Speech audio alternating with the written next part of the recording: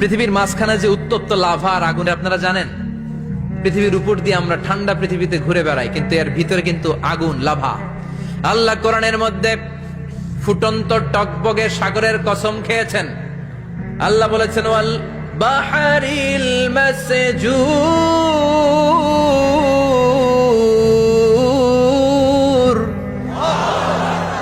আমি কোরআনের ভেতরে ফুটন্ত টকবগে সাগরের পানির কসম খেলাম। পড়েন সুবহানাল্লাহ। সাগরের পানির ফুটন্ত টকবগে সাগরের পানির কসম। সাগরের পানি আবার ফুটন্ত হয় কি করে? পানি কি হয়? ঠান্ডা। পানি কি? কথা বলেন। আল্লাহ পৃথিবীর ভেতরকার কথা চিন্তা করে বলেছেন ওয়াল বাহরিল মাসজুর। ইউনাইটেড স্টেটস অফ আমেরিকার নেভাল একাডেমির সায়েন্টিস্টরা এই আয়াতের উপর রিসার্চ করেছে যে সাগরের ভেতরে আবার এই ঠান্ডা পানির ভেতরে আবার উত্তপ্ত আগুনের লাভা আসলো কোত্থেকে। রিসার্চ করার জন্য তারা সাগরের ভেতরে পাইপ ঢুকিয়েছে।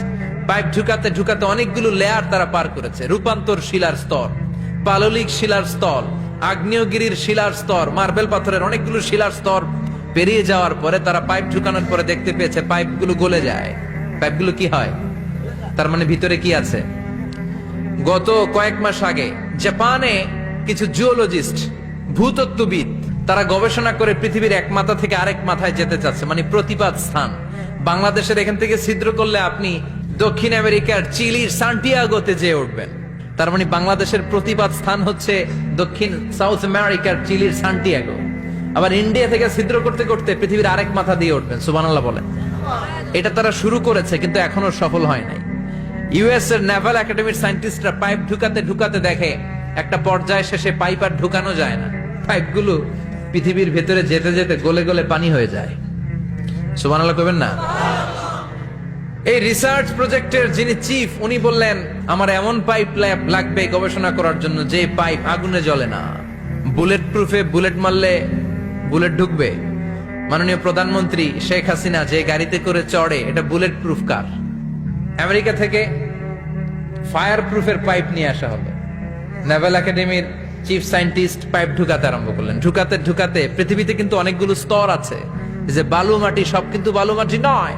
আপনি খুঁড়তে খুঁড়তে পেয়ে যাবেন পাললিক শিলা, এরপরে রূপান্তরিত শিলা, এরপরে মার্বেল পাথরের শিলা, এরপরে শুরু হবে গরম আগ্নেয়গিরির শিলা। ওই শিলার ভেতরে এমন আগুন আল্লাহ রেখেছে, ওই নেভাল একাডেমির সায়েন্টিস্টরা ফায়ার প্রুফের পাইপ ঢুকাতে ঢুকাতে একটা লেভেল যাওয়ার পরে দেখে যে ফায়ার প্রুফের পাইপও গলে গলে মুহূর্তে পানি হয়ে যায়। তার মানে ভেতরে এমন আগুন আল্লাহ রেখেছে, ওই আগুনের তুলনায় পৃথিবীর আগুনের মতো নয়।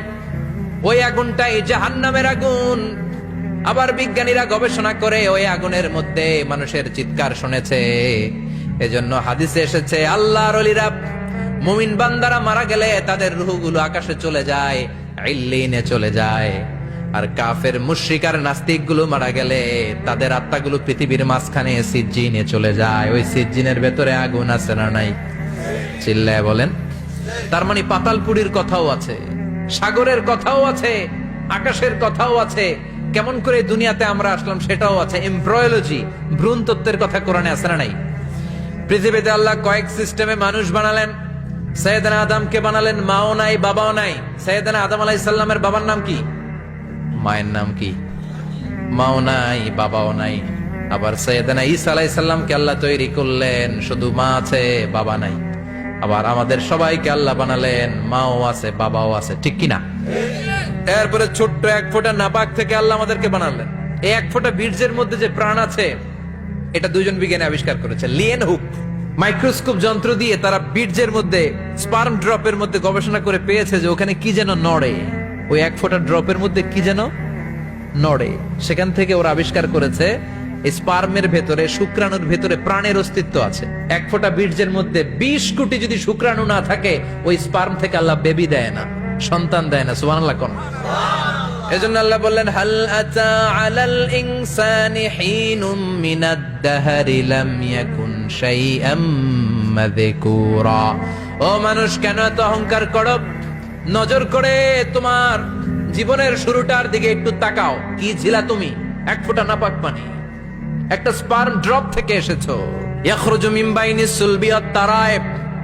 বাবার পৃষ্ঠদেশ থেকে মায়ের গর্ভদেশের মধ্যে তোমাকে নিয়ে গেল কে? সেখান থেকে ফি যুলুমাতিন সালাস, তিনটা প্যাকেট দিয়ে মায়ের পেটের মধ্যে তোমাকে প্রিজার্ভ করলো কে? আল্লাহ প্রত্যেকটা স্টেজ কোরআনে বলে দিয়েছেন। ফি যুলুমাতিন সালাস, তিনটা অন্ধকার প্রকোষ্ঠে আল্লাহ আমাদেরকে প্রিজার্ভ করেছেন। মায়ের ফুলের একটা প্যাকেট, মায়ের জরায়ুর একটা প্যাকেট, আবার মায়ের পেটের একটা প্যাকেট। ওই প্যাকেটের ভিতরে পৃথিবীর কোন কবিরাজের কবিরাজি কাজে লাগছে? ডাক্তারের ডাক্তারি কোন কবিরাজ আমগরে খাওয়াইছে? চিল্লায় বলেন তিনি কে? এরপর আল্লাহ বললেন ফি যুলুমাতিন সালাস, এটা অন্ধকার ছিল। যেই টেম্পারেচারে রাখলে তুমি সুস্থ থাকবা, যেই টেম্পারেচারে রাখলে তুমি আস্তে আস্তে বড় হতে পারবা, সেখানে আমি রাখলাম। সেখান থেকে আমরা হয়ে গেলাম জিমেট, সেখান থেকে জাইগট, তারপরে ইমব্রয়ো, তারপরে ফেইটাস, ল্যাটার স্টেজ। প্রথমে ছিলাম ইনিশিয়াল স্টেজ, তারপরে ল্যাটার স্টেজ, আমরা বড় হতে লাগলাম। আল্লাহ আমাদেরকে হার্ট দিলেন, সিস্টনিক ডায়াস্টনিক, অলিন্দ নিলয় শুরু হয়ে গেল। রুহুর ফুৎকার আমাদের হৃদয়ে ভরে দিল কে?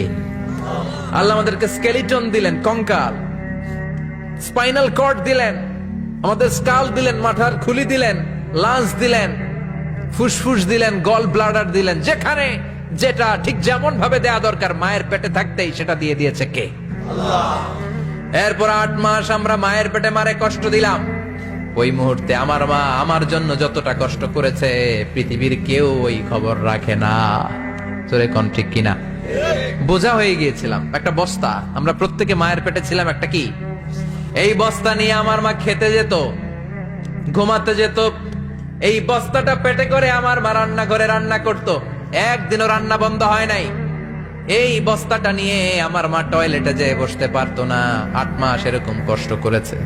এজন্য মায়ের মনে কষ্ট দিলে আল্লাহর আরশ কেঁপে যায়। মায়ের কাছ থেকে দোয়া নেওয়ার দরকার আছে না নাই? মায়ের মনে কষ্ট দিবেন? মায়ের সাথে বেয়াদবি করবা কেউ? মায়ের থেকে দোয়া নেওয়ার দরকার আছে না নাই? মা যার নাই সে জানে মা না থাকার কি জ্বালা। চিল্লা এখন ঠিক কিনা? যখন রাত্রি নিঝুম, এই চোখে ঘুম, একলা শূন্য ঘরে, তোমায় মনে পড়ে মাগো, তোমায় মনে পড়ে। যখন রাত্রি নিঝুম, এই চোখে ঘুম, একলা শূন্য ঘরে, তোমায় মনে পড়ে মাগো, তোমায় মনে পড়ে। ঠিক কিনা? এজন্য এই মায়ের জন্য দোয়া করার দরকার আছে না নাই? আল্লাহ বললেন 8 মাস 9 মাস মায়ের পেটের ভেতরে ছিলা, তারপরে দুনিয়ার বুকে তোমারে আনলো কে? ছোট্ট নাপাক ছিলাম, এই ছোট্ট এক ফোঁটা পানি থেকে আমাদেরকে বড় করছে কে? তার মানে এমব্রয়োলজি, ভ্রূণ তত্ত্বের কথা কোরআনের ভেতরে আছে না নাই?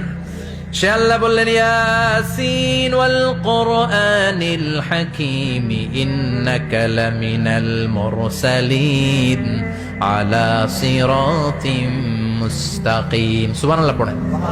আল্লাহ বললেন ইয়াসিন, এরপরে বললেন আল কোরআনিল হাকীম, প্রজ্ঞাময় কোরআনের শপথ। বিশাল একটা শপথ কেটে আল্লাহ বললেন ইন্নাকা লামিনাল মুরসালিন আলা সিরাতিম মুস্তাকিম। ইন্নাকা লামিনাল মুরসালিন, অবশ্যই অবশ্যই নবী হে আপনি রাসূলদের অন্তর্ভুক্ত। চিল্লা এখন সুবহানাল্লাহ। তিনি যে রাসূল এটার সার্টিফিকেট এই আয়াতে দিয়েছে কে? এরপর আল্লাহ বললেন আলা সিরাতিম মুস্তাকিম, ও নবী আপনি সিরাতুল মুস্তাকিমের উপর আছেন। যেই দোয়াটা প্রতিটা নামাজের মধ্যে প্রতিদিন প্রত্যেক রাকাতে সূরা ফাতিহাতে আমরা পড়ি, ইহদিনাস সিরাতাল মুস্তাকিম। ও Allah, show us the right path, show us the correct path. আপনি আমাদেরকে সোজা পথ দেখান। আল্লাহ এখানে সার্টিফিকেট দিলেন, নবী গো, লক্ষাধিক পয়গম্বর যে আমি পেয়েছি তাদের শ্রেষ্ঠতম রাসূল করে আমি আপনাকে প্রেরণ করেছি। আর হেদায়েতের সুউচ্চ মশাল দিয়ে আমি আপনাকে সিরাতুল মুস্তাকিমের উপর রেখেছি। চিল্লায় পড়েন আল্লাহু আকবার। এই জন্য বিজ্ঞানময় কোরআনের সাথে নিজেদের সম্পর্ক বাড়ানোর দরকার আছে না নাই? কোরআন পড়লে দুনিয়া এবং আখিরাতে মর্যাদা বাড়ায় দিবে কে? কোরআনের আইন দিয়ে সমাজটারে সাজানোর দরকার আছে না নাই? কোরআন দিয়ে আমাদের সমাজটা সমৃদ্ধ হোক আমরা চাই কি চাই না? কোরআন দিয়ে আমার সংসদ ভবন চলুক, আমার 300 জন মেম্বার অব দ্য পার্লামেন্ট কোরআনের আয়াত দিয়ে সংসদে কথা বলুক আমরা চাই কি চাই না? আমাদের মিলিটারি গুলো কোরআনের আওতায় চলুক, আমাদের দেশটা কোরআন দিয়ে চলুক। আমার লাল সবুজের পতাকা সংসদ ভবনের এক পাশে, আর কালিমার লা ইলাহা ইল্লাল্লাহর পতাকা আরেক পাশে পতপত করে উড়বে আমরা চাই কি চাই না? সেজন্য কোরআনের সাথে আমাদের সম্পর্ক বাড়াতে হবে। নিজে কোরআন পড়তে হবে, কোরআন বুঝতে হবে, কোরআনের উপর আমল করতে হবে। রাজি আছেন তো?